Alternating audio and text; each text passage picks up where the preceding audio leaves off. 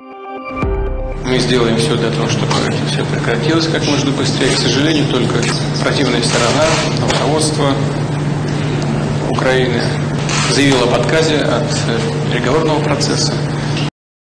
Ukraina topraklarını basyp alyp bilmedik Vladimir Putin Ukrainanyň prezidenti Volodymyr Zelenski bilen görüşme geçirip alalaşyk baglaşmak isleýändigini aýdypdy.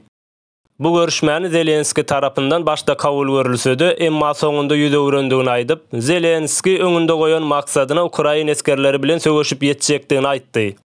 Emma biz bu ýagdaý iň gysga wagtda çözmegimiz zerur diýip belläp geçdi. Сегодня мы слышим, что нас хотят победить на поле боя. Ну, что здесь скажешь? Пусть попробуют. Rus hökümeti öňümizde garaşan iň agyr günleri taýýarlyk görmelidirіз. Kış aýlary gelýänçe Rus halkynyň 10-dan 2-si işsiz galar. İçerki ykdysadyýet %10 göterim aşak düşjek.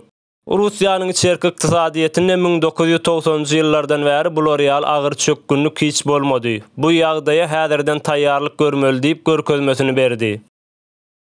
Emma Rus halkyna ýetirilýän köpçülikleýin medialarda bu ýagdaýlar hiç agdalmaýar.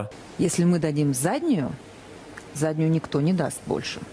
Rus hökümetiniň esasy maksady propagandanyň güýji bilen öz halkyny öňlerinde garaşan agyr günleriň aşagynda tutup, bu ýagdaýy daşarky döwletlere çykarmazlyk bolup durýar.